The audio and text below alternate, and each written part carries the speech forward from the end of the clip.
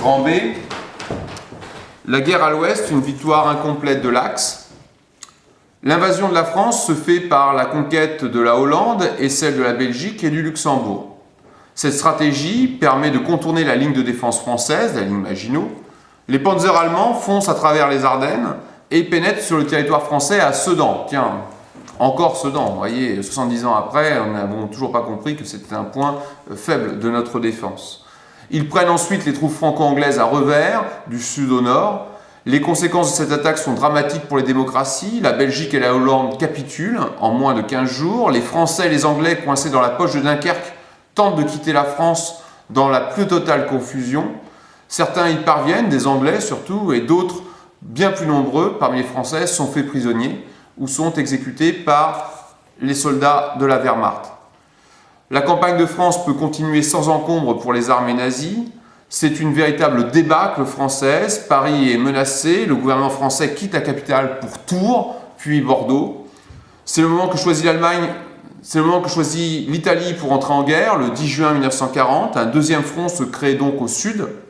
La situation se détériore encore plus rapidement pour la France. À Bordeaux, c'est alors l'affrontement politique entre ceux qui veulent poursuivre la guerre, notamment un jeune secrétaire d'État à la Défense, Charles de Gaulle, et ceux qui veulent capituler, le maréchal Pétain, le prestigieux maréchal Pétain, vainqueur de Verdun. Le point de vue de Pétain l'emporte et ce dernier, appelé au gouvernement le 16 juin 1940, demande l'armistice le 17, ce qui lui est accordé le 22. Donc le 22 juin 1940, à Rotonde, dans le fameux wagon où s'était signé l'armistice de la Première Guerre mondiale, est signée la capitulation française. En 5 semaines de combat, la France est battue. 92 000 soldats français ont été tués dans une bataille qui demeure sans doute la pire défaite de l'histoire de France. L'armistice prévoit 2 modifications territoriales importantes.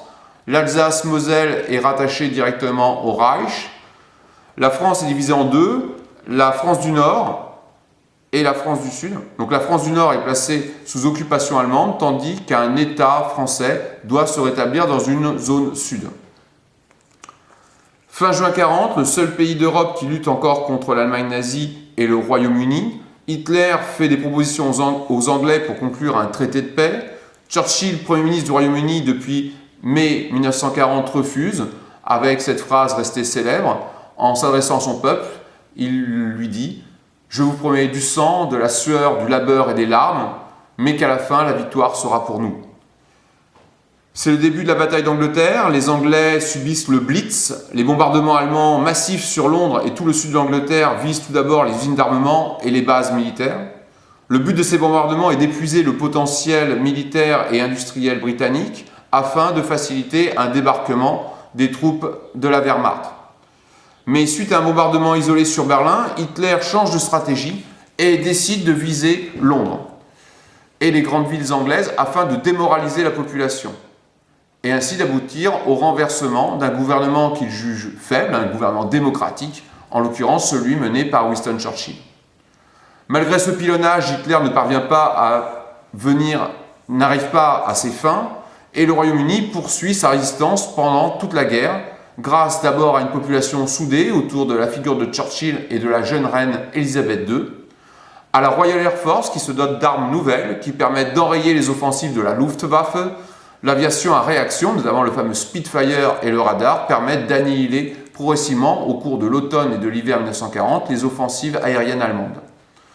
À l'appui des États-Unis, qui malgré leur officielle neutralité mettent leur industrie au service de l'Angleterre depuis la rencontre entre Churchill et Roosevelt lors de la signature de la Charte de l'Atlantique le 14 août 1941. On voit là que les États-Unis, puissance neutre, s'investissent de façon industrielle dans la guerre.